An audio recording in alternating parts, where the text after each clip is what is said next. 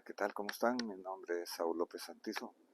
En este momento voy a presentarles un estudio edificante donde vamos a iniciar el estudio del libro de Santiago o Jacobo, uno de los primeros libros. Se cree que fue el primer libro del Nuevo Testamento que fue escrito.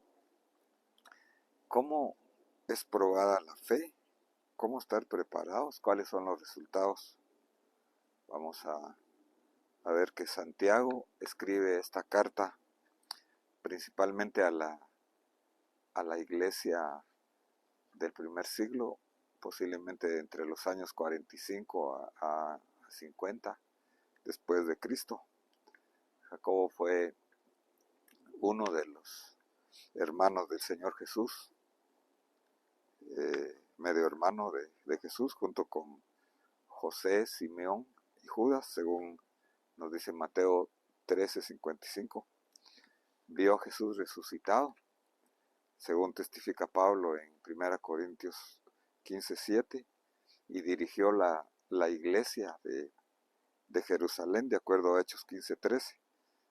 En la primera parte del capítulo 1, Santiago se refiere a diferentes aspectos de las pruebas y cómo debemos de reaccionar ante ellas, así como acerca de las tentaciones también. Santiago nos da las pautas para estar preparados y nos describe los resultados. Él empieza entonces su saludo así: Santiago o Jacobo, según dice el original, siervo de Dios y del Señor Jesucristo, a las 12 tribus que están en la dispersión, salud.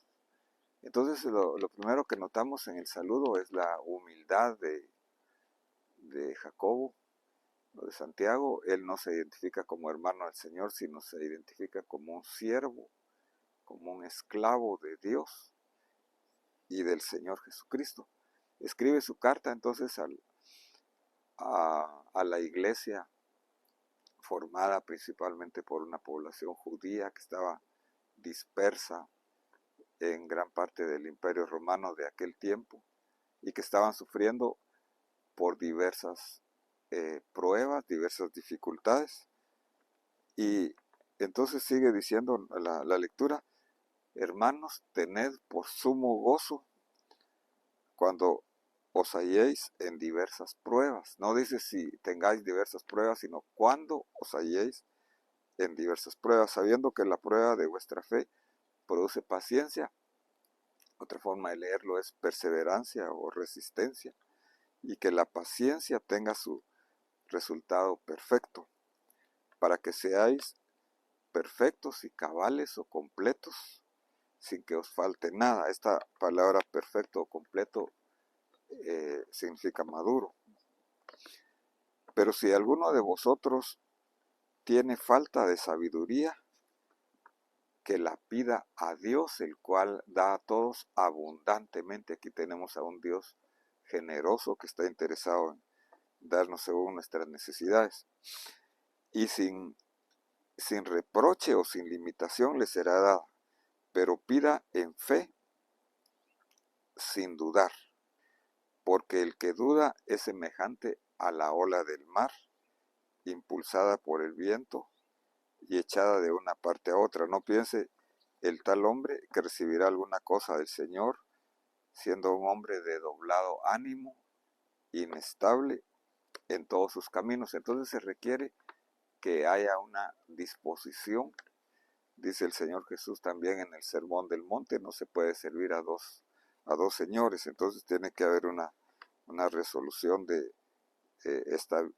una sola alma, o sea, con fe. Entonces, en primer lugar, dice: tened por sumo gozo. Es importante entonces que ante cualquier dificultad, no importa la naturaleza de la circunstancia, en lugar de que haya estrés, en lugar de que haya ansiedad, depresión, algún sentimiento negativo, el Señor nos aconseja aquí a través de Santiago que tengamos gozo. porque como dice Nehemías 8:10 en su segunda parte, dice, el gozo del Señor mi fortaleza es. O sea, no solamente el gozo es una fuerza dentro de nosotros para reaccionar ante cualquier situación de una forma positiva, viendo los problemas como una oportunidad para desarrollo. Es una fuerza adentro, pero también es una fortaleza, es un refugio, como dice el Salmo 91, el que habita al abrigo del Altísimo morará bajo la sombra del Todopoderoso. Filipenses, también Pablo dice a los Filipenses 4:4, regocijaos en el Señor siempre, otra vez os digo regocijaos. Entonces tiene que haber un regocijo en todas circunstancias, ya sea buenas o malas, porque el Señor sigue siendo el mismo. Sabemos nosotros que el gozo es un fruto del Espíritu, es un fruto de andar en el Espíritu. Entonces el propósito de las dificultades o de las pruebas, según nuestra lectura, es para que a través de la fe nosotros tengamos perseverancia o resistencia. No es para tener fe, sino es para probar la fe, porque sabemos que la fe viene por el oír la palabra de Dios. Esto lo podríamos comparar con la necesidad que tiene alguien que está corriendo un maratón de persistir y perseverar para tener el galardón, el premio. Entonces, el propósito de las pruebas es para tener perseverancia, pero también es para tener madurez, según la lectura que acabamos de tener. El otro elemento muy importante, entonces, durante una situación difícil o una prueba, es la sabiduría. Entendiéndose por sabiduría la correcta forma de aplicar un conocimiento o la manera correcta de responder ante cualquier necesidad. Nosotros necesitamos pedir en oración sabiduría, pedirle al Señor cómo actuar en las diferentes pruebas, problemas, diferentes desafíos en la vida. Hay mucha diferencia cuando nosotros actuamos en forma sabia. Esta oración entonces tiene que ser a Dios con fe, como cualquier otra oración, cualquier necesidad que tengamos, tenemos que pedirle a Dios, como dice Filipenses 4:6 también, por nada estéis afanosos, ansiosos, sino que sean conocidas todas vuestras peticiones delante del Señor con acción de gracias. Entonces Santiago nos está hablando aquí que se debe de pedir con fe. Sabemos que la fe tiene como base la fidelidad de Dios, la verdad de Dios, como base la palabra del Señor que vive y que permanece para siempre. Sus promesas son muy fieles y son verdaderas. Luego Santiago se refiere a los pobres y los ricos, porque él les habla a ambos grupos. Los dos grupos tienen pruebas porque están en el mismo mundo, solamente que Santiago dice que los pobres deben de gloriarse en la alta posición que tienen delante del Señor. Tiene que recordarse de que no se depende de las posiciones temporales, sino que de la posición delante de Dios. Y a los ricos les manda aquí que estén conscientes de que sus riquezas son pasajeras, no confiar en estas, sino que solamente en el Señor. Entonces el premio final de perseverar es no solamente la perseverancia y la madurez aquí en esta vida, sino que también la corona de vida que Dios ha prometido a los que le aman. Todo lo que el cristiano hace, entonces es por amor a Dios. Y también, como dice Romanos 8:28, todas las cosas ayudan a bien a los que aman a Dios, a los que conforme a su propósito son llamados.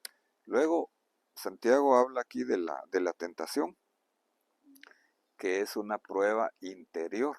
Podemos decir que las pruebas vienen de las circunstancias de afuera, y luego la tentación viene como producto, viene originada por el maligno, como una intención una incitación a pecar y para apartarnos de Dios. Dios permite entonces las tentaciones para probar nuestra fe y para probar el amor a Él. Dice nuestra lectura, que nadie diga cuando es tentado, soy tentado por Dios, porque Dios no puede ser tentado por el mal, ni Él tienta a nadie, sino que cada uno es tentado cuando es llevado y seducida por su propia pasión. Entonces el problema está en la naturaleza carnal interior. Después, cuando la pasión ha concebido, da a luz el pecado, y cuando el pecado es consumado, engendra la muerte. Hermanos míos, no os engañéis. Entonces, la tentación es como un anzuelo, como un engaño de parte del maligno. Sabemos nosotros de que el ladrón viene para robar, matar y destruir, pero Cristo ha venido para que tengamos vida y vida en abundancia. Una tentación entonces es una incitación al mal, y hay dos opciones: o cedemos, y luego viene el pecado. Si alguno ha pecado, dice, abogado tiene para con el Padre, a Jesucristo el justo. Pero si alguien no confiesa ni se arrepiente, entonces viene la muerte, dice aquí, muerte. Luego, pero si alguien no cede por amor a Dios, su fe ha sido probada, su madurez viene a ser fortalecida, y luego recibirá premio, dice aquí, el Señor va a premiar en su venida.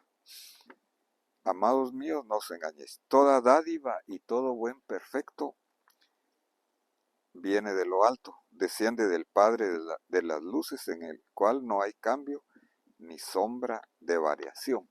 Entonces tenemos que ver de que Dios es el mismo, Dios eterno, no cambia. Él ha sido perfecto, su palabra es perfecta, no hay ningún error. El Señor es el mismo, es su misma santidad, su mismo amor, su mismo poder, su misma fidelidad. Tenemos que nosotros confiar y esperar siempre en Él. En el ejercicio de su voluntad, Él nos hizo nacer de la palabra del Señor. Entonces, la salvación que Él nos ha dado ha sido por pura fe, no es por nuestras obras, sino que es por fe, para que fuéramos hechos primicias de sus criaturas.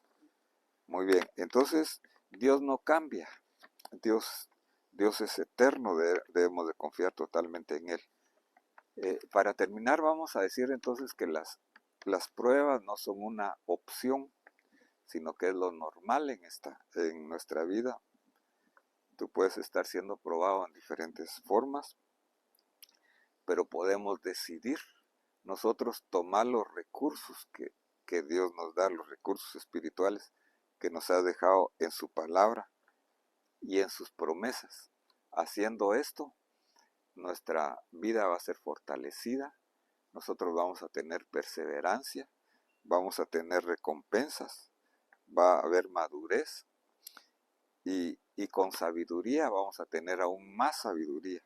Y al final Dios nos dará recompensas, no solamente aquí en esta vida, sino que en la vida, cuando en su venida, como resultado de amarle. Y las tentaciones deben ser identificadas también como una área dentro de nuestro interior que tiene que ser rendida al Señor, como un fruto de que le amamos. Entonces espero que esta reflexión sea de edificación y bendición para tu vida. Te invito a escucharla otra vez, a seguirnos escuchando, a escuchar las anteriores. Si no te has suscrito, te invito a que lo hagas haciéndole un clic a la campanita para recibir notificaciones. Amén.